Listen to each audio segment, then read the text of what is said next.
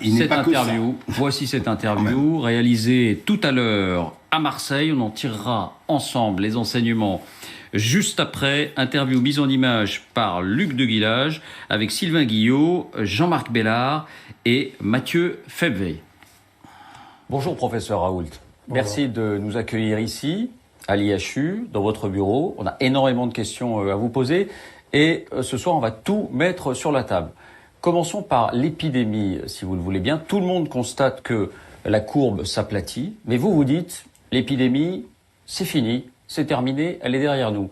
C'est une conviction ou c'est une certitude ? Non, les choses sont pas si simples. Il y a un certain nombre de domaines dans lesquels les choses sont pas juste oui ou non. Les courbes épidémiques en général ont cette forme-là. La plupart des courbes épidémiques des maladies saisonnières qu'on a se présentent comme ça, qui sont une courbe en U avec une queue d'épidémie qui s'allonge plus ou moins, mais qui est ce que nous on voit. Et donc ce que j'avais communiqué au président, d'ailleurs, je pense que ça a pesé dans la balance de la décision des confinements, puisque on voyait que si la pente continuait comme ça, c'est au mois de mai que les choses disparaîtraient ou deviendraient entièrement marginales. Et c'est des raisons très complexes, extrêmement difficiles à comprendre. Et je peux dire que personne d'entre nous, enfin dans les gens qui travaillent, ceux qui ont les opinions, c'est pas très compliqué. Mais parmi les gens qui travaillent, personne ne sait pourquoi l'épidémie commence comme ça, devient de plus en plus contagieuse, avec la durée entre la contamination et l'infection de plus en plus courte, et puis un pic, et puis ça redescend, et puis la maladie devient de moins en moins contagieuse. Le climat ? La température ? L'ensoleillement ? Les maladies infectieuses, en particulier les épidémies, ne sont que des maladies d'écosystème. Et donc tout ce que vous pouvez rajouter sera peut-être vrai en partie. Mais dans votre esprit, il n'y aura pas de rebond dans les semaines qui viennent. Mais est-ce qu'il n'y aura pas non plus de deuxième vague? Autrement dit, le virus ne reviendra pas à l'automne pour vous? Ah non, mais j'en sais rien du tout. Si vous voulez, l'histoire du rebond, c'est-à-dire du dos de chameau, si vous voulez, c'est de l'émotion. Alors, encore une fois, l'avenir est toujours imprévisible. C'est comme ça. Et en plus, si vous voulez, au contraire, c'est ce que j'ai toujours dit sur cette maladie, c'est ce que j'ai expliqué, c'est une des raisons de discordance d'ailleurs que j'ai eu avec le conseil scientifique, c'est que on peut pas trop spéculer sur les maladies qu'on connaît pas encore. La seule chose qu'on peut faire, c'est regarder ceux qui l'ont eu avant nous, ce qui est le cas des Chinois, parce que leur épidémie a été terminée avant que la nôtre commence. Donc, on pouvait prendre toutes les leçons de ce qu'ils avaient pris. Et ils ont reconfiné aujourd'hui, les Chinois. Mais oui, une partie du territoire, près de la Corée du Nord, près de la frontière russe. Oui, ben, c'est leur manière de fonctionner. Hein. Mais donc, si vous voulez, dans les épidémies de cette nature, jusqu'à présent, les épidémies qui sont elles ressemblent plus à des dos de dromadaires qu'à des dos de chameaux. Bon, maintenant, tout est envisageable, j'en sais rien. Donc, c'est la première chose, je n'en sais rien. Et deuxièmement, si vous voulez, l'avenir de ce coronavirus, j'en sais rien du tout, parce que... Vous êtes plus prudent aujourd'hui, alors? Non. C'est tout. Le problème des médias, c'est l'espèce de simplification extrême. Encore une fois, si vous regardez ce que j'ai dit, et si vous comptez le nombre de fois où je vous ai dit je ne sais pas, à la fin de l'interview, vous serez surpris. Je commence la plupart du temps par dire je ne sais pas. Et ensuite, je vous dis quelle est l'hypothèse principale. Ça n'a rien à voir avec de l'affirmation. Il faut bien avoir une hypothèse pour répondre à une question. Non, parce que vous disiez, par exemple, mais le 21 avril, vous disiez, il est raisonnable de penser. Alors, c'est pas, je vous assure catégoriquement mais enfin, vous disiez, il est raisonnable de penser que d'ici un mois, il n'y aura plus de cas du tout dans les pays tempérés. C'était le 21 avril, on est un mois après. Bien sûr, l'épidémie, la courbe s'aplatit, ça c'est vrai. Mais enfin, il y a encore des milliers de cas tous les jours, un peu partout. En Europe, aux États-Unis. Ici, écoutez, honnêtement. Alors, ici, on est à quelques centaines de cas par jour, en France, j'entends en France. Nous, je vois, ici, on a un cas par jour. Un cas par jour ici à Marseille. Donc, si vous voulez, encore une fois, je suis ravi d'ailleurs qu'on fasse l'exégèse de mes textes. Ah ben je l'ai fait, j'ai regardé vos déclarations, je vais vous en donner quelques-unes. Je pensais pas que les choses que je racontais pouvaient susciter un travail aussi intense, mais j'en suis ravi. Cela étant, encore une fois, je vous le dis pour que les choses soient claires. Deux choses qui font partie. Vous savez que je suis un professeur et j'en suis très fier, donc je fais énormément d'enseignements. Il y a deux choses qui font partie de mon enseignement, c'est que la plupart du temps, je commence à dire je ne sais pas, Ce que j'enseigne à mes étudiants en thèse, c'est à dire je ne sais pas. Le seul fois où je me mets en colère contre mes étudiants le jour de thèse, c'est quand ils répondent à des questions auxquelles ils ne savent pas répondre et ils se croient obligés de répondre. Il ne faut pas le faire. Le principe même de séparer les gens qui ont connaissance de ceux qui ne l'ont pas, c'est d'être capable de connaître les limites de sa connaissance.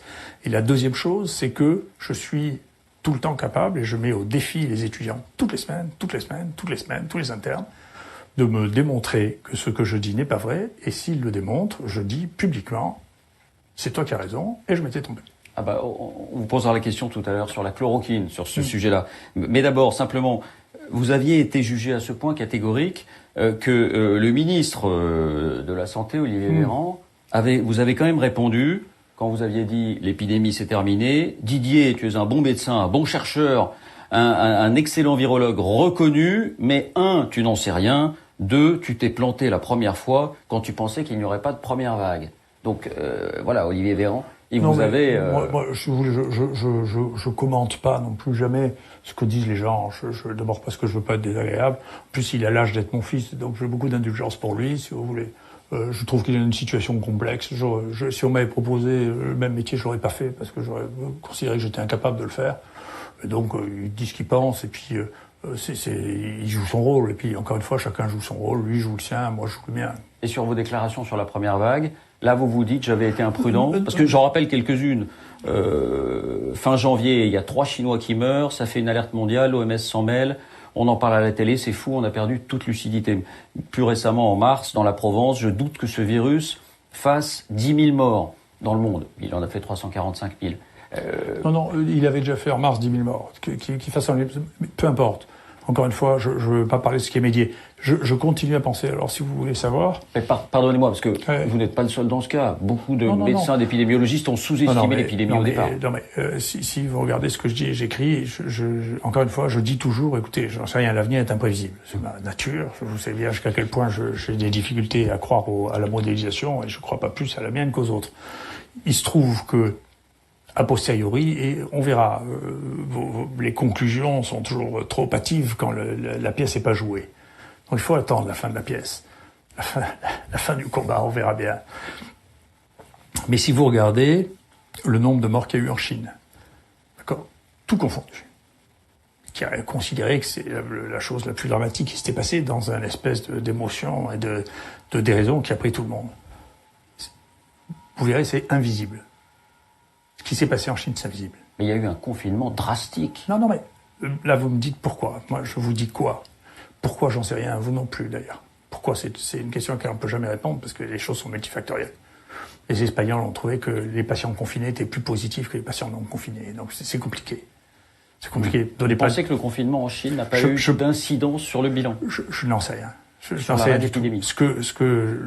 La seule chose dont je sois convaincu, parce que là, on a vraiment eu des chiffres, c'est la gestion de l'épidémie est liée au nombre de tests réalisés. Et donc c'est une vraie question qu'à Marseille on connaît par cœur, parce que les maladies infectieuses, beaucoup d'épidémies sont rentrées par Marseille. C'est qu'il y a eu 2 stratégies qui ont été mises en place. La quarantaine, ce que vous appelez le confinement, c'est la quarantaine, c'est-à-dire qu'on met ensemble des gens qui sont malades ou pas, et certains sont malades avec des gens qui ne sont pas malades. C'est ce qui s'est passé sur les 2 bateaux. Par cellule familiale, simplement. On les met pas ensemble. Mais Oui, mais peu importe. Oui. C'est ce qui s'est passé sur les bateaux. Ce qui se passe dans les bateaux, c'est s'il y en a un malade, à la fin, tout le monde est malade. Enfin, non, ça atteint 65% des gens, ce qui semble être le maximum pour des raisons qu'on ne comprend pas. Mais tous les gens susceptibles deviennent malades. Ou bien alors vous faites la stratégie du lazaret, qui est on isole les gens qui sont malades. D'accord? Ou le sanatorium. Donc, nous, à Marseille, on a eu les 2 choses. On sait bien que la quarantaine ne marche pas. Ça ne marchait pas sur le choléra, ça n'a pas marché sur la peste du tout.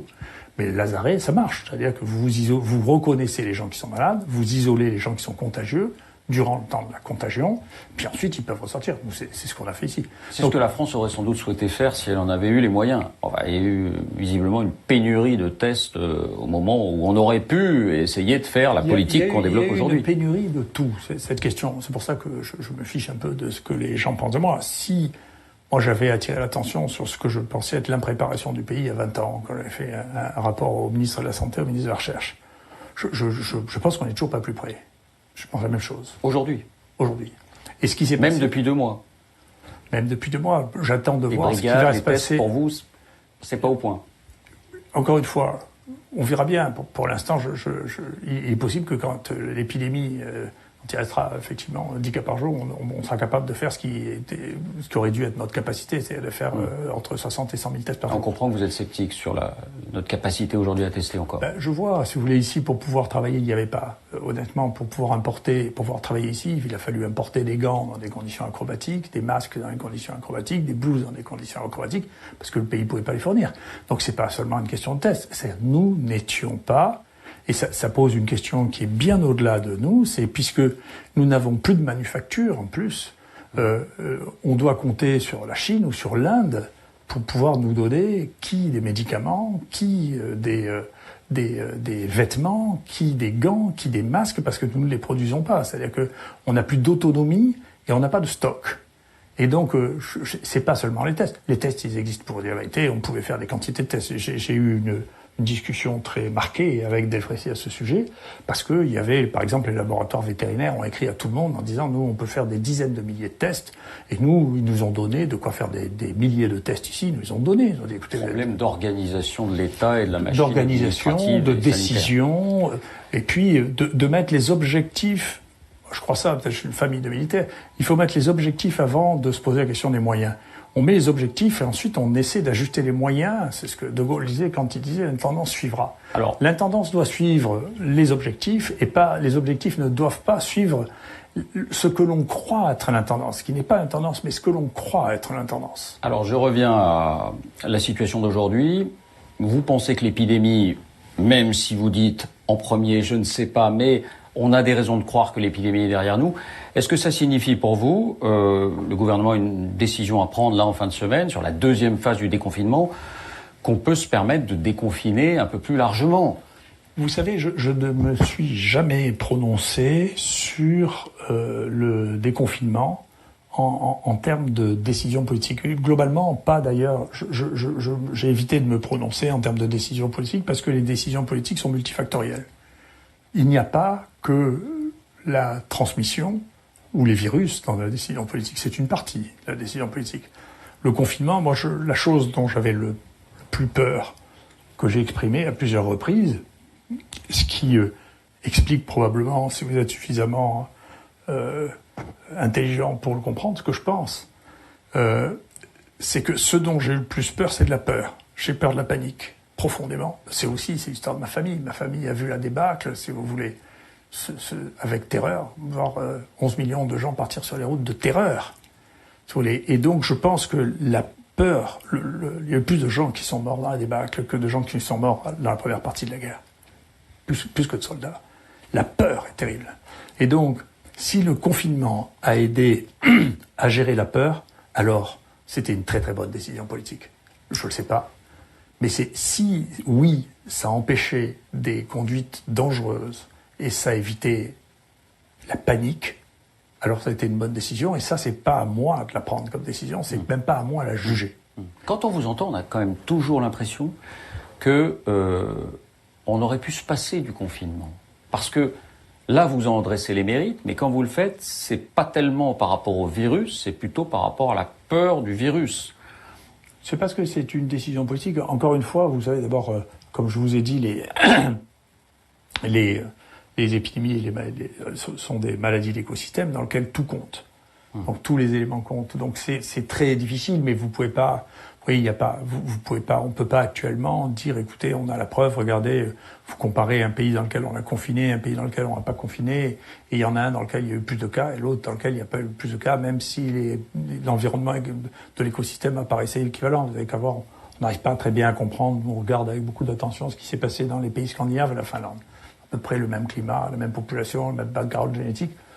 Ils ont eu des épidémies qui sont complètement différentes et qui sont pas liées spécifiquement au fait qu'il y a eu un confinement par confinement. Je vous dis, la seule chose que nous on voit en termes de cas, c'est et en termes de contrôle et de durée de l'épidémie, c'est alors là, en revanche, va de soi pour quelqu'un comme moi qui fait ce métier-là, c'est que si on identifie, on isole les maladies contagieuses, il y a moins de cas quand même.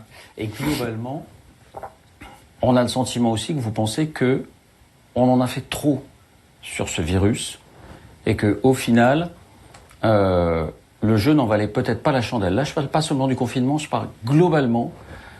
Non, mais on a l'impression que c'est votre sentiment. Globalement, on a une hyperréactivité. Et encore une fois, moi, j'attends toujours, si vous voulez, j'attends toujours que l'on puisse faire les comptes. Bon, on fera les comptes, on verra bien, si vous voulez, on verra bien si... Mais là, on est à 350 000 morts quasiment dans le monde. Oui, alors, est-ce que vous estimez que c'est une épidémie de grande ampleur? Encore une fois, il y a eu le confinement dans la plupart des pays. Ou bien que ce bilan, finalement, n'est pas si terrible que ça? Encore une fois, on comptera la fin. Vous savez, il meurt plusieurs millions de personnes d'infections respiratoires par an dans le monde. On verra. Moi, je peux vous dire ce qui se passe, alors, parce que ça, je le suis de très près à Marseille, vous voyez. À Marseille, le nombre de morts par infection respiratoire ou le nombre de morts tout court sur les 5 premiers mois est à peu près du niveau de 2019-2018 et inférieur à celui de 2017. Donc, si vous voulez, c'est intéressant ce qui s'est passé, mais ça ne change pas les choses d'une manière qui est drastique. C'est le cas dans un certain nombre de régions françaises, à l'ouest notamment, qui ont été peu touchées par la contamination. Oui, et puis, encore une fois, pour des raisons qui sont étranges et que je serais bien incapable d'expliquer, on a eu très peu de morts par la grippe cette année, on a eu très peu de morts par un grand tueur qui est le virus respiratoire syncytial, qui tue énormément dans le monde, énormément. Moins de morts cette année avec ça, je ne sais pas pourquoi. Et donc ça a été remplacé, bien sûr, il y a eu des morts par le Covid, il y a eu pas mal, donc c'est visible, on voit un pic qui s'est passé plus tardivement que ce qu'on voit d'habitude, puisqu'on voit d'habitude c'est plutôt l'hiver, et là c'est plutôt le printemps. Mais les comptes, quand on regardera les comptes de ce qui s'est passé, il y a deux zones dans lesquelles ça va marcher, dans lesquelles ça va changer les choses, c'est l'Île-de-France et le Grand Est. Alors là, il s'est passé quelque chose. Et donc, ça sera intéressant de comprendre ce qui s'est passé là, quand même. Alors, là, oui, là, il y a une surmortalité. Alors, la chloroquine. Ouais. Dernière décision en date, le Haut Conseil de la Santé publique, arrêt de la prescription de votre traitement pour les formes graves dans les hôpitaux. Ce qu'il faut bien comprendre, c'est que votre traitement, hydroxychloroquine, plus cet antibiotique qu'on appelle l'azithromycine, combinaison des deux, était jusqu'à présent autorisé dans les hôpitaux uniquement en cas de forme grave. Là, le Haut Conseil à la Santé publique vient de dire ce n'est plus autorisé dans les hôpitaux pour forme grave. Votre traitement, quelle est votre réaction ? Oh, si vous voulez, comme il n'y a plus de malades, ça ne me touche pas beaucoup. Donc, ça aurait été plus gênant il y a un mois, si vous voulez, parce que ça nous aurait bien... Enfin, c'est un désaveu. Non, mais encore une fois, vous savez, les mondes dans lesquels on est sont différents. Moi, mon monde, si vous voulez, ne se limite pas ni au périphérique parisien, ni même à l'Hexagone. Vous savez, je suis né... Pour vous, le Haut Conseil à la Santé publique, c'est le périphérique parisien ? Non, mais c'est une opinion comme une autre. Si vous voulez, je m'en fiche un peu. Théoriquement, c'est l'élite scientifique ou médicale française sur ces questions-là et qui émet des jugements. On a besoin de jugements, on a besoin d'appréciation. Écoutez, je suis pas sûr que... J'ai eu plusieurs fois l'occasion de le dire. Je suis pas sûr qu'il y ait une science française. Vous voyez, je crois pas ça. Je crois que la science est mondiale. Je pense que les réflexions sont mondiales.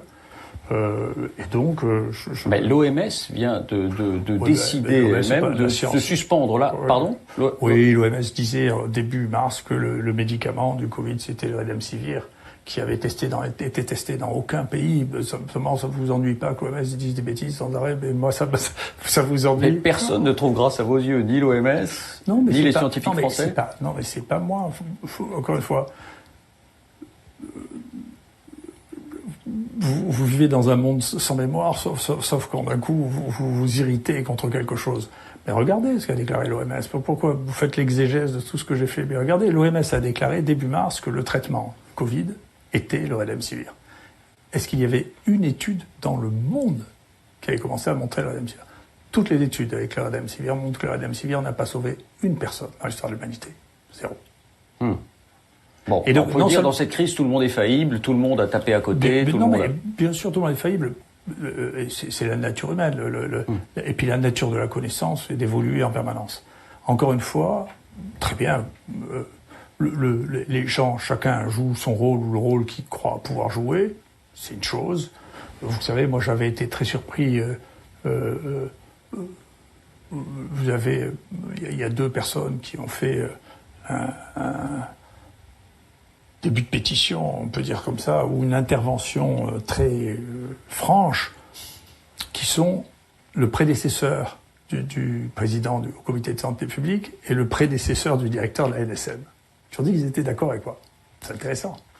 Donc vous voyez que c'est pas de la science brutale, c'est des humains qui ont une opinion. Est-ce qu'on découvre que la médecine, c'est que pas la santé n'est pas une science exacte? Mais nous-mêmes, nous, journalistes, publics, nous ne savons pas quoi penser. Nous sommes...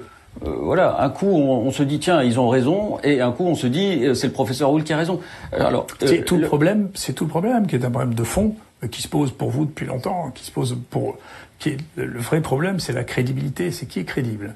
Et c'est une des questions qui est la plus violente actuellement, c'est est-ce que l'on est crédible parce que l'on est nommé ou est-ce que l'on est crédible parce que l'on est crédible tout court. Bon, enfin, beaucoup de ces personnalités ont aussi exercé, ont aussi vu des patients pendant des dizaines d'années. Mais puisque vous parlez de la crédibilité, le Haut Conseil se base, comme l'OMS d'ailleurs, sur cette étude du Lancet. Alors, tout est de savoir si le Lancet, qui est une des plus prestigieuses revues médicales au monde, est crédible ou pas, mais cette étude, donc, c'est celle qui change la donne d'une certaine manière pour l'hydroxychloroquine. C'est pas une étude clinique, c'est une étude rétrospective.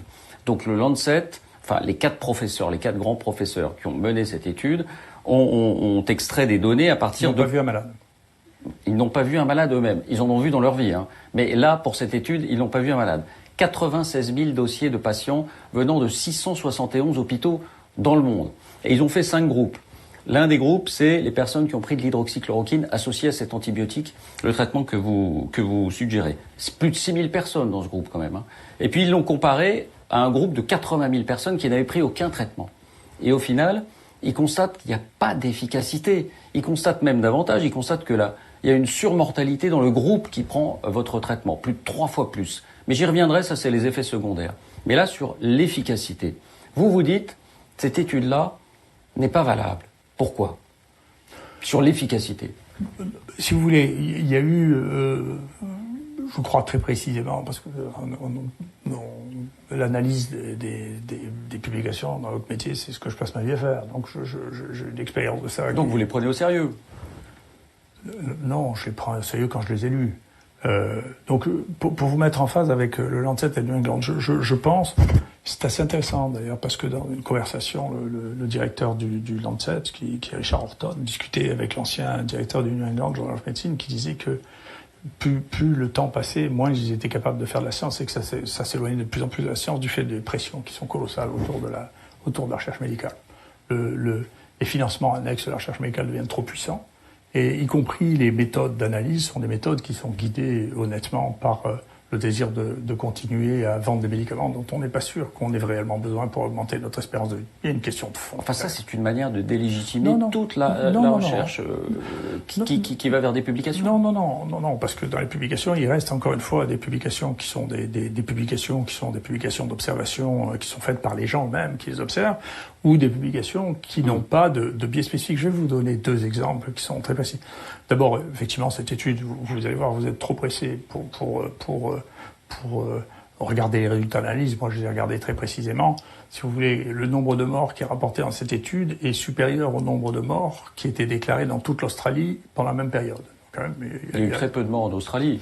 Mais justement, c'est pour ça que c'est assez facile à voir. Zone chaude et ensoleillée, elle a été peu touchée. Écoutez-moi, vous avez toujours raison, mais ça ne me convainc pas. Non, je me fais l'avocat de... mais il n'y a pas... Je ferais l'inverse si j'étais avec eux. J'attaque personne. Je dis simplement, il y a déjà 2 choses que personne ne peut croire quand on dit ça. C'est-à-dire, à mon avis, c'est grossier. Enfin, je vous donnerai d'autres éléments qui sont très très grossiers. Il y a un combat idéologique contre la chloroquine pour des raisons que moi je comprends très bien. Ce qui est très grossier, c'est que quand on dit, voilà, écoutez, le nombre de morts dans cette étude en Australie est de temps, et qu'on regarde sur la même période qui est déterminée et qu'il y a moins de morts en Australie que dans toute l'étude, c'est que quand même on a un problème de saisie des données. Comme ce travail n'est fait que sur de la saisie de données, s'il y a des problèmes aussi grossiers, c'est qu'il y a un problème. Ensuite, il y a un problème qui est très étrange et qui est incompréhensible. C'est quand on regarde les facteurs de risque des patients de 5 continents différents. Diabète, athérosclérose, hypertension, consommation de tabac, ils sont tous au même niveau. Et ça, c'est impossible. C'est pas vrai. Il n'y a pas autant de fumeurs en Australie qu'il y en a en Chine, qu'il y en a aux États-Unis. C'est pas vrai. Donc, c'est juste pas vrai. À force de mouliner les données. C'est ce qui vous fait dire que cette étude est foireuse, pour reprendre votre terme. Non, mais c'est même pas une question. Je vais vous dire. Je vais essayer de vous expliquer quelque chose mais qui est très compliqué. Parce que vous pouvez pas vous mettre à ma place et moi, je peux pas me mettre à l'autre. Vous êtes plus ou moins neutre, mais vous dites, écoutez, vous dites ça et eux disent ça. Mais moi, je suis pas dans cette situation. Nous, ici, on a traité 4000 personnes. Je les ai vues, c'est réel. D'accord, je suis dans la vraie vie. Et vous me parlez, vous dites, écoutez, il y a deux écoles, ceux qui croient, et donc si vous me laissez terminer sur les études, il y a 4 études qui trouvent que l'hydroxychloroquine ne marche pas. Toutes les 4 sont faites que sur du big data, il y a des gens qui n'ont pas vu de malades, et il y a 8 études qui ont été faites par les médecins qui ont observé les malades, et il y en a 7 sur 8 qui trouvent que la chloroquine est efficace. Avec des groupes témoins? Oui, bien sûr, que des études comparatives, bien sûr. Ces derniers mois? Oui, mais depuis quand voulez-vous que ça a commencé cette année, quand même. Donc, mais pourquoi vous n'avez pas mené une telle étude? Avec un groupe témoin, et avec un placebo, et puis avec un groupe que vous traitez avec votre traitement? Mais parce que moi, écoutez, je vais vous dire, encore une fois, vous ne pouvez pas comprendre ce que je vous dis. Donc je vais essayer de vous le dire. Mais à travers moi, c'est aux gens que vous vous adressez. Et qui se demandent pourquoi vous n'avez pas fait cette étude randomisée, comme on dit. Non, détrompez-vous. Les gens, ils pensent comme moi. Vous croyez qu'ils pensent comme vous, mais vous vous trompez. Ils sont divisés. Non. Vous voulez faire un sondage entre vous et moi? Non, mais moi, je suis pas de la partie. Moi, je fais que poser des questions. Vous voulez faire un sondage entre Véran et moi pour voir qui y croit? Vous voulez voir ce que c'est que la crédibilité? À Marseille, je suis certain que vous avez un taux record. En France, faites-les, les sondages. En France, les gens se posent la question. Faites les sondages. Regardez, moi, je les ai vus, les sondages d'Odexa. Je les ai vus.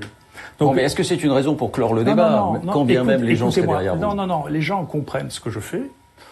Ils ne comprennent pas, et vous ne le comprenez pas non plus. Vous utilisez des mots que les gens utilisent, randomisation. Vous ne comprenez pas ce que ça veut dire vraiment. D'accord? Moi, je le comprends. Je sais ce que c'est mon métier. Alors, pardonnez-moi, je parle plus simplement. Pourquoi est-ce que vous n'avez pas pris un groupe témoin placebo et un groupe témoin avec votre traitement? Vous savez quel est notre taux de mortalité ici?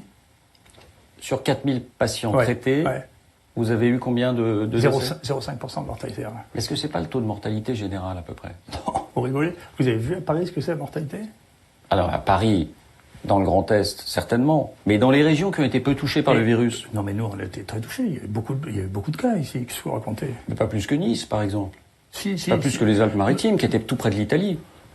Non, si, on a eu plus qu'ici. Au début, les Niçois, ont commencé l'épidémie un peu plus tôt que nous, mais nous, on a eu énormément, après les élections, je sais pas si ça va avoir les élections, mais il y a eu un boom absolument considérable. Non, il y a eu énormément de cas. Ici, honnêtement, il y a eu peut-être, je sais pas, 7 ou 8 000 cas de gens qui ont eu parce que vous avez énormément testé. Les Alpes-Maritimes qui ont beaucoup moins testé, mais au final, le nombre de morts, qu'on les teste ou pas, c'est un indicateur, avec le recul, bien sûr, puisque c'est à 5 ou 6 semaines. Oui, non, bien sûr que c'est un indicateur. Et les Alpes-Maritimes ont moins de morts qu'ici, rapportés à la population. Bien sûr, mais encore une fois, dans les épidémies, il y a plusieurs facteurs. Il y a des facteurs, l'urbanisation, encore une fois, c'est une maladie d'écosystème, donc le degré d'urbanisation est un élément, c'est le degré de population dans une ville donnée. Donc nous, on a un degré d'urbanisation ou de densité de population qui est comparable au Rhône, par exemple, donc qui est un bon comparateur. Mais encore une fois, il s'est passé quelque chose dans la région parisienne, dans l'Île-de-France, on parle de l'Île-de-France, il y a eu plus de morts avec la même population qu'à Wuhan, quand même. Donc il y a une question, quand même. Et le confinement n'a pas été le même. Il a été plus tardif, il a été moins drastique. Non, mais moi, je suis content de m'expliquer la médecine, mais globalement... Non, pardon, encore une fois, je donne les arguments. Non, mais je vous remercie. C'est intéressant. Généralement, c'est ce que je dis quand mes étudiants me disent une bêtise, je leur dis c'est intéressant. Donc, c'est intéressant. Donc, mais globalement... carrément des bêtises. Le résultat des courses, moi, ce qui m'intéresse, c'est les faits. C'est pour ça qu'on a des difficultés à se comprendre. C'est parce que les gens...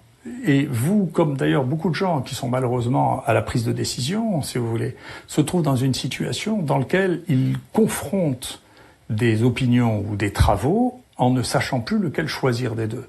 Ce qui n'est pas mon cas, puisque moi, je rapporte ce que je fais, mais parce que je le fais, je sais bien ce qui se passe ici. Mais alors, je vous repose la question. Pourquoi Si vous voulez convaincre, professeur, vous avez envie que votre traitement, puisque vous y croyez, soit généralisé, qu'il aide à sauver des vies partout, pas seulement dans les Bouches-du-Rhône.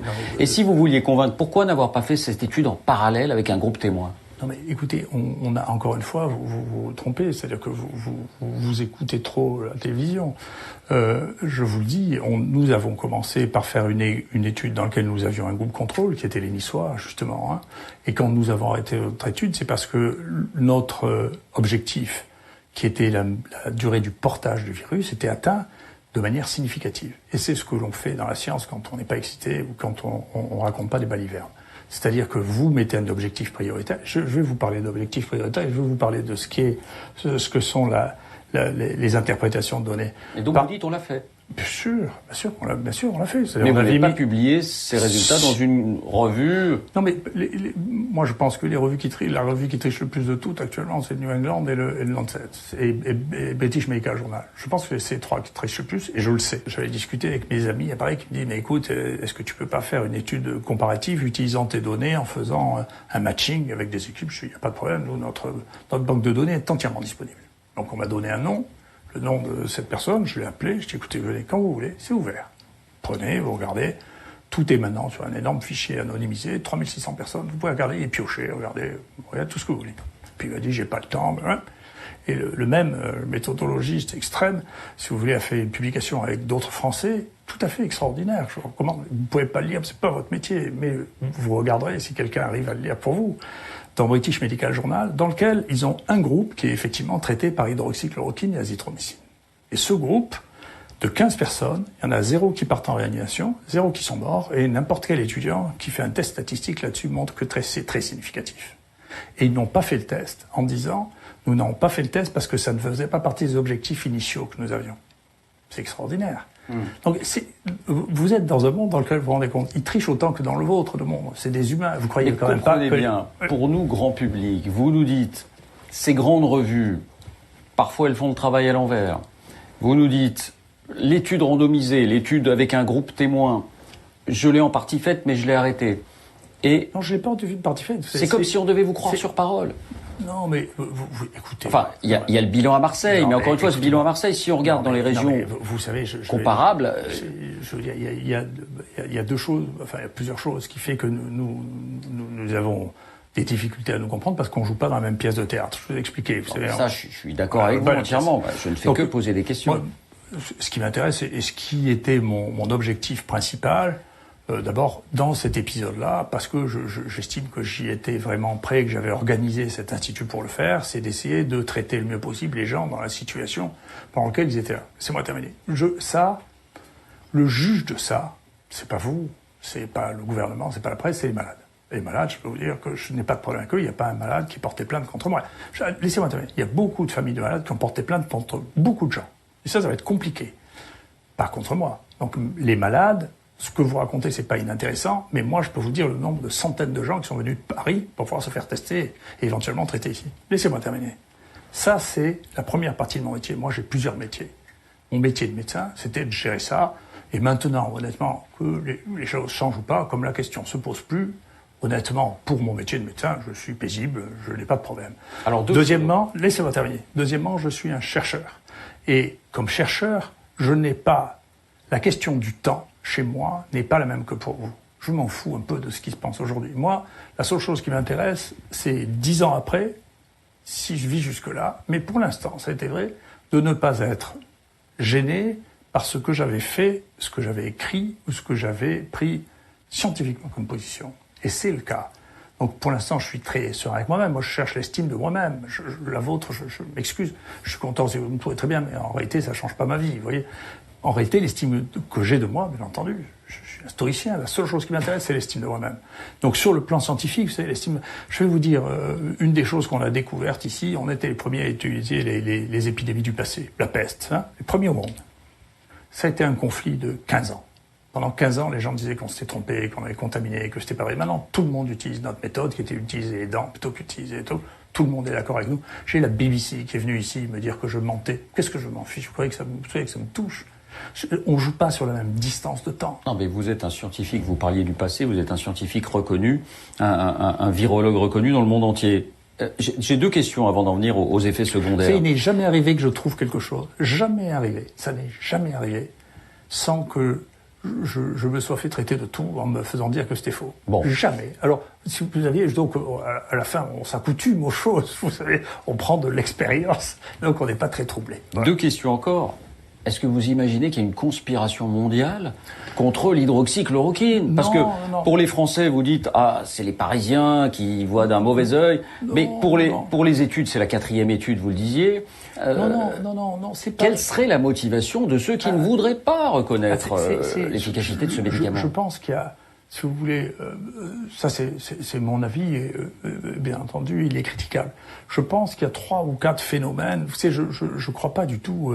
Vous savez, je me prends ni pour un héros, ni pour Jésus-Christ, ni pour et donc je suis bien plus surpris que vous de me retrouver en tête d'affiche à ce niveau-là, ce qui me paraît pas raisonnable. Vous l'appréciez pas?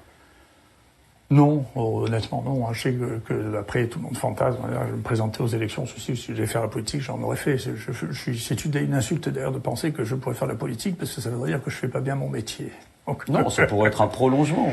Ça pourrait être une deuxième phase. Vous croyez que c'est plus important d'être un politique que d'inventer? J'ai inventé 12 traitements dans ma vie qui sont dans les encyclopédies. Plus important, ça peut être qu'à un moment donné, on peut avoir envie aussi de faire valoir son expérience dans d'autres domaines. J'ai pas ce goût. Je trouve, c'est un orgueil que je trouve que je fais très bien ce que je fais. J'ai pas envie de changer. J'ai envie de continuer. En plus, si vous saviez, on a des projets absolument fantastiques. On a des découvertes en cours qui sont extraordinaires. Un peu retardées par ce Covid qui est venu parce que la vie est pleine d'inattendus.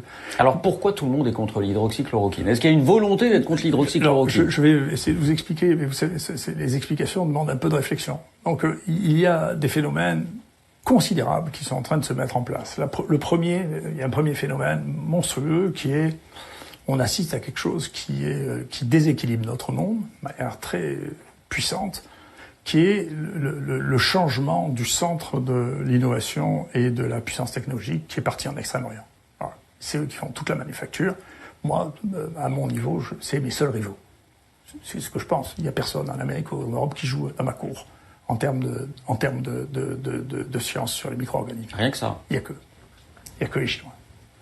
Les Chinois, les Coréens, les Taïwanais. Vous savez, moi j'ai trouvé... Taïwan n'a pas utilisé l'hydroxychloroquine. Non, mais c'est pas, faites pas de raccourcis. J'essaie de vous expliquer les choses comme si je pouvais vous les expliquer. J'arrive à les expliquer à mes étudiants, vous devriez pouvoir suivre. Donc la première chose, c'est celle-là. Il se passe quelque chose. Vous savez, moi j'ai trouvé plus d'un tiers des microbes qui infectent l'homme quand même. Donc je vois ce que c'est le niveau de compétition. Je le vois monter avec beaucoup les seuls qui aient des séries qui soient comparables aux nôtres, c'est eux. Les seuls qui aient des gestions dans lesquelles il y a une innovation dans toute cette maladie. Vous savez, les seuls qui aient innové, c'est les Chinois et c'est nous. Il faut dire la vérité. On a une quantité de choses que les gens regardent pas parce qu'ils se préoccupent juste d'une chose, mais on découvre une quantité de choses extrêmement intéressantes.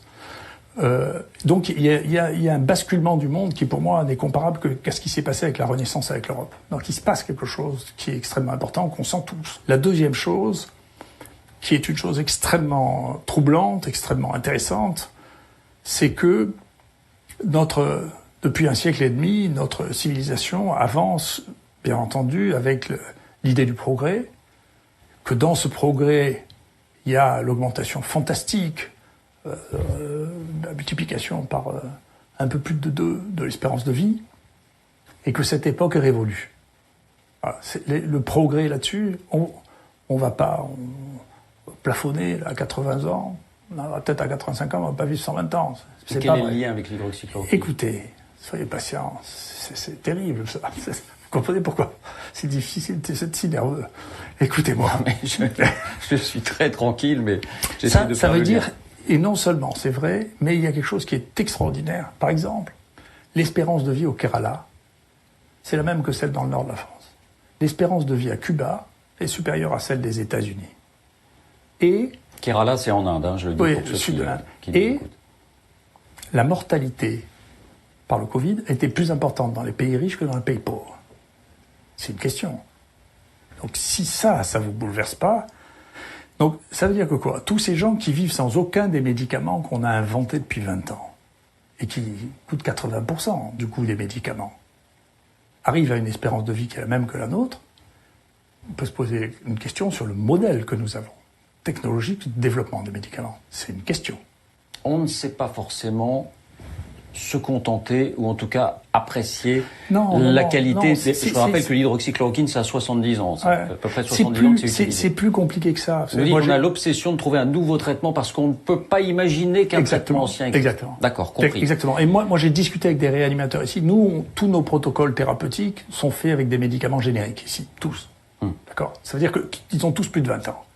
Et je vous assure qu'on soigne très bien les gens. Et donc, il y a un changement de paradigme, ça s'appelle comme ça, un changement de modèle de pensée, qui est de dire nous avons un capital de molécules que nous devons utiliser au mieux, et parfois dans des indications que nous n'avions pas avant. D'accord ?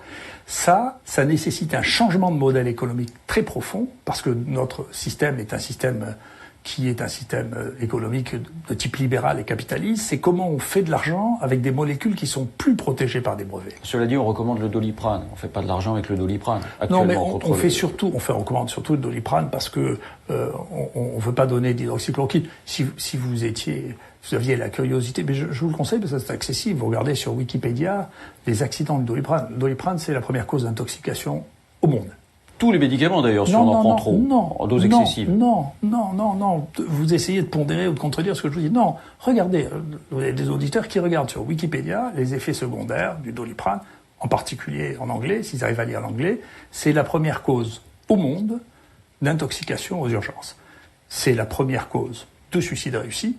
Donc c'est un médicament extrêmement dangereux. Et c'est vrai que moi je suis pour, par exemple, que le Doliprane soit prescrit par ordonnance. Moi, je crois que c'est le médecin qui doit décider du traitement. C'est parce que je suis un médecin, j'ai un biais, peut-être je suis corporatiste, mais je crois que c'est le médecin qui doit décider du traitement qu'il prescrit. Et que le Doliprane est un médicament qui est effectivement un médicament, parce qu'il est distribué comme ça, que l'on banalise, on finit par penser que ça n'est pas un médicament dangereux, mais ça fait partie des médicaments pour lesquels la dose toxique est 2 fois la dose thérapeutique. Il y a l'étude de Lancet.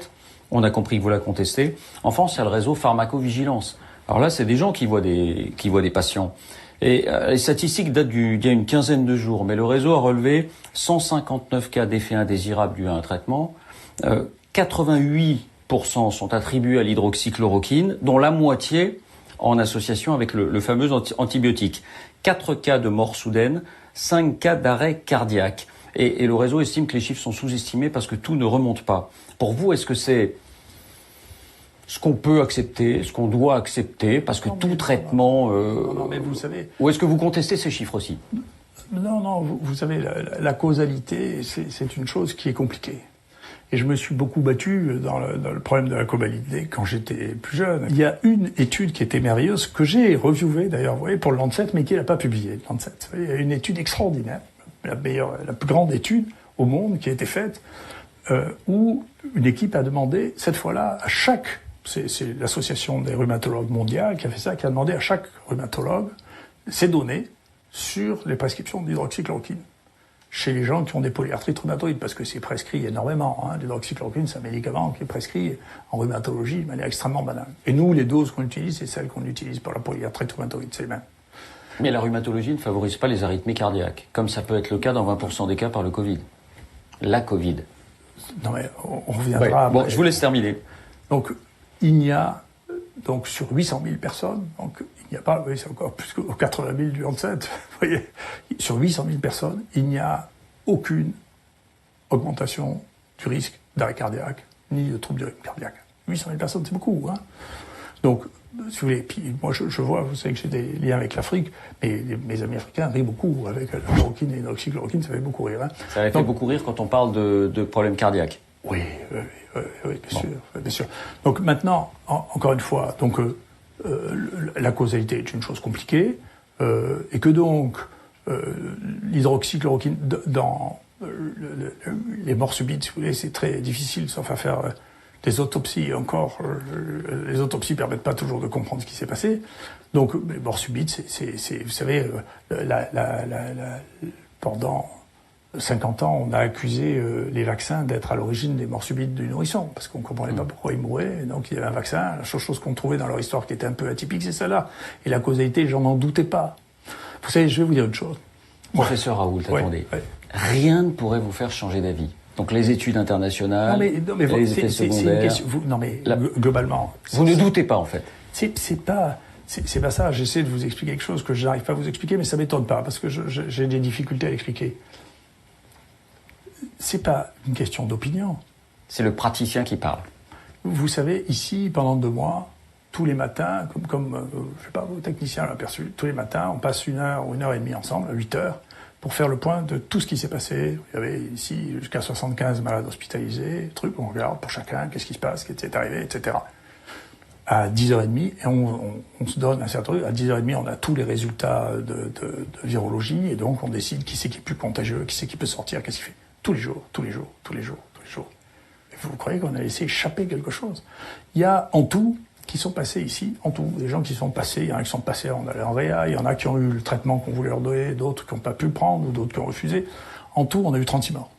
Les 36 morts, on a les regardé, il y a un de mes collaborateurs qui a passé 1 semaine pour regarder très très précisément de quoi ils étaient morts. D'accord, il y en a un tiers qui sont morts après la réanimation de surinfection bactérienne, il y en a qui sont morts parce que ils étaient au bout de leur histoire à 85 ou 90 ans. Il y en a un qu'on aurait pu rattraper parce qu'il a fait une embolie pulmonaire. Et c'était au début, avant qu'on sache qu'il fallait les anticoaguler.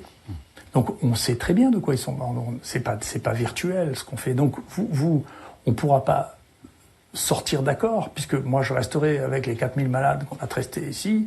Vous vous direz, mais c'est vous qui le dites, puisque moi je suis le médiateur entre mes malades et vous. Déjà, c'est médier ce que je vous dis pour vous. Mais pour moi, c'est pas médier. Moi, je suis en prise directe avec. Mais d'un mot, vous dites, on a eu 0,5% de mortalité, mais encore une fois, ce taux, il est comparable à bien des régions qui ont beaucoup moins précis l'hydroxychloroquine. Vous croyez ça? Ah, il n'y a pas une série mondiale où il y a 0,5% de mortalité, 0. Aucune. Les publications dont vous rapportez... Alpes-Maritimes... Non, mais je regarde simplement la mortalité. Non, mais donc vous parlez... Parce qu'au final, la mortalité, c'est ce qui fait la différence, c'est ce que vous disiez en début de... Oui, alors la mortalité, c'est ce qui fait la différence. Donc ce qui fait la différence, c'est quand vous comparez encore une fois, dans ces agglomérations urbaines, ce qu'on a fait, vous imaginez, parce que c'est très facile à faire. Sur Internet, c'est une facilité extrême. Vous regardez dans les agglomérations urbaines, et dans les agglomérations urbaines, il y a 2 phénomènes qui sont très spécifiques. Alors on a une mortalité qui est inférieure de manière significative à celle de Lyon et du Rhône. Et puis alors bien sûr, Paris, on a quand même 5,5 fois moins qu'à Paris. Quand même. Mais vous disiez, l'Île-de-France, le Grand Est, c'est des régions qui ont été particulièrement touchées par la circulation du virus. Particulièrement tuées. La circulation, personne ne la connaît parce que personne n'a fait les tests. Particulièrement tuées, ça n'a rien à voir. Il n'y a pas de tests. Vous savez combien il y a de tests qui ont été faits à Paris? Vous savez combien il y a eu de cas à Paris? Personne ne le sait. On connaît les morts et les RR, c'est tout. Donc on voit une conséquence de la maladie, mais vous n'avez pas de chiffres.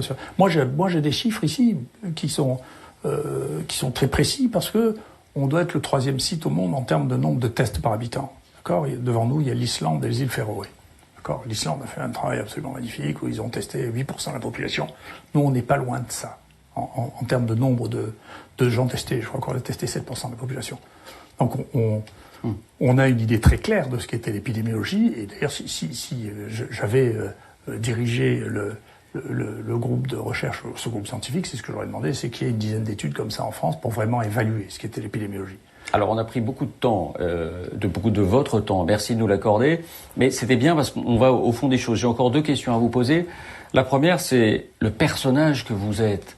Vous dites, je ne cherche pas la polémique, elle ne m'intéresse pas. Mais quand vous avez des formules comme lorsque vous étiez au conseil scientifique, parce que vous avez été nommé au conseil scientifique, vous en êtes parti en disant le consensus, c'est pétainiste. Quand vous avez des formules comme ça, c'est vrai.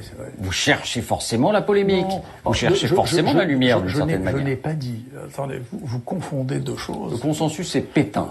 Vous confondez 2 choses parce que encore une fois, vous êtes dans votre métier.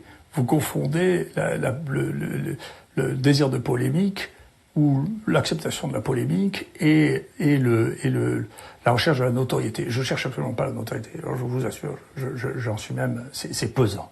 La polémique, au contraire, j'ai jamais dit que je voulais pas de polémique. Écoutez, j'adore le conflit intellectuel. Je pense même, il n'y a pas de science sans conflit intellectuel. Là, ce qui vous surprend, moi je fais beaucoup depuis 20 ans, je fais des cours d'épistémologie, c'est-à-dire histoire des sciences, j'écris sur l'histoire des sciences. Il n'y a pas de progrès scientifique sans polémique. Si vous n'êtes pas dans une polémique scientifique, c'est que vous ne faites pas de science. Pétain, on n'est pas dans le scientifique. Non. Ce qu'il y avait de commun avec Pétain, si vous voulez, ce qui était une analogie avec Pétain, moi je dis ça parce que j'ai une famille de guerriers et de résistants, hein, donc de la première heure, hein, donc de 40. Donc j'ai été élevé avec ça. Donc on me racontait ça. Mon père et mon grand-père passaient leur vie à me raconter ça. Ma grand-mère était déportée à Ravensbrück. C'est des choses qui ont marqué ma famille. Hein. Pour la résistance. Hein. Donc j'ai été élevé comme ça.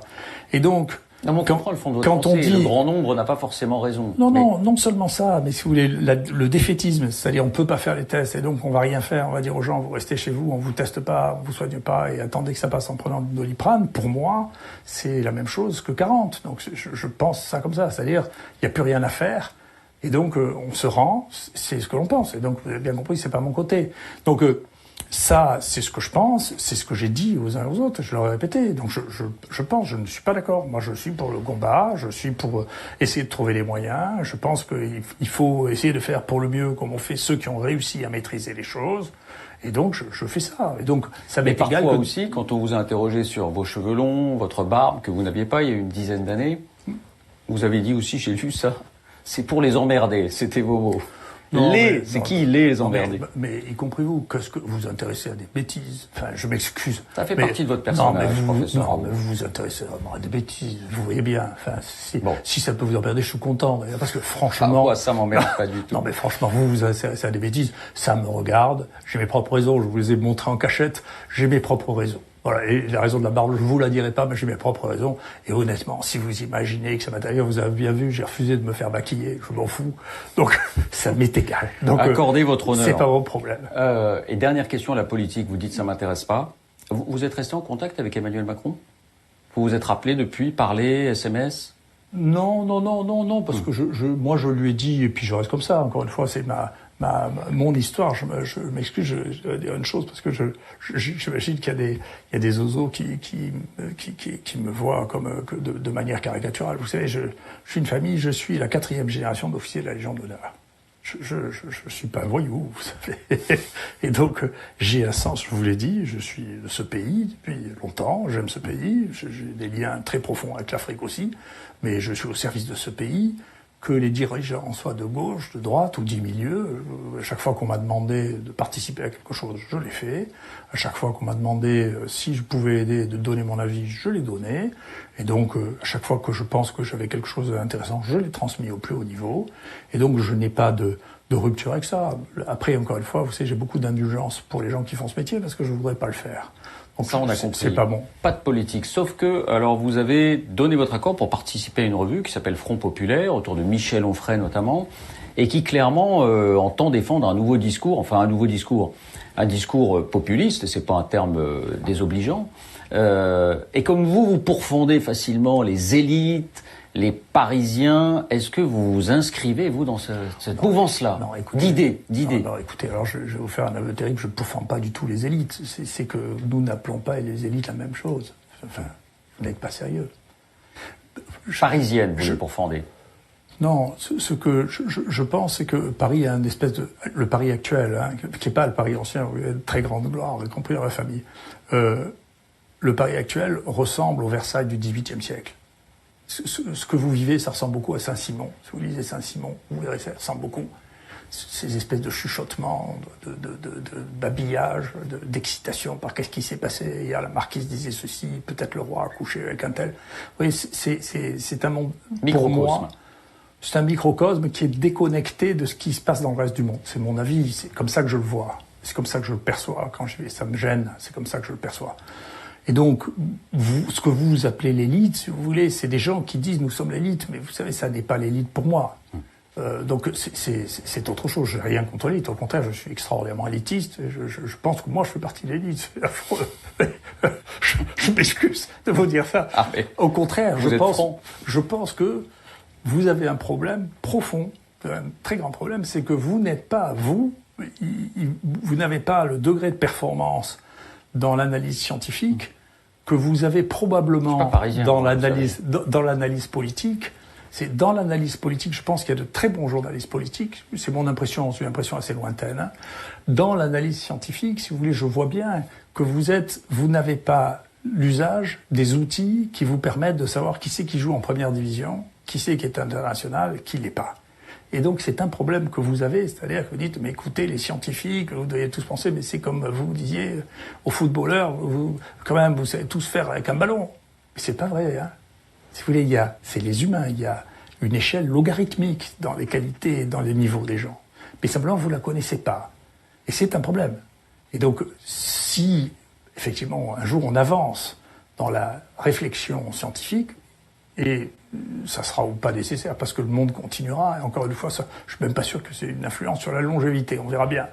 Mais il faudra bien qu'il y ait des gens qui soient capables d'utiliser les outils que nous avons actuellement, nous, les scientifiques, pour distinguer ce qu'est l'élite scientifique du praticien scientifique modeste, ou de celui qui fait pas de science du tout. Donc ça, nous avons ces outils-là, et on les connaît. Vous, manifestement, vous les avez pas. Et donc vous êtes plus compétent à évaluer les footballeurs, si vous voulez, qu'évaluer les scientifiques. Vous savez qui c'est le scientifique le plus cité en France actuellement? Vous connaissez son nom? En quelle matière? Toute matière confondue. Allez-y. Vous connaissez? Vous connaissez pas. Mais cité par qui? Parce que quand on parle des revues, vous nous dites non, les revues, ça compte pas. Non, parce que, encore une fois, les revues dans les périodes critiques, elles sont, comme les journaux dans les périodes critiques, elles sont moins crédibles dans les crises qu'en dehors des crises. Pendant les crises, tout le monde perd les nerfs, y compris les revues. Mais si vous regardez sur le long terme, nous, notre manière de quantifier les choses, c'est le nombre de fois où vous êtes cité dans la littérature scientifique. C'est comme ça qu'on se quantifie. Alors, qui est-il? Guido Crémard. Vous le connaissez? Non. Je ne suis pas un journaliste. C'est le meilleur épidémiologie du monde. Mais j'ai essayé de me faire le porte-parole du public. Merci, merci professeur Raoult. Merci beaucoup de nous avoir accordé de votre temps, parce que je sais que vous avez beaucoup de travail. Et oui, pour les choses réelles. Pour des choses réelles. Mais comme d'autres. Merci, encore une fois, merci. Voilà pour cet entretien, donc réalisé tout à l'heure à Marseille, dans le bureau du professeur Raoult. Je vais vous demander à chacun peut-être une appréciation générale pour commencer. Est-ce que vous l'avez trouvé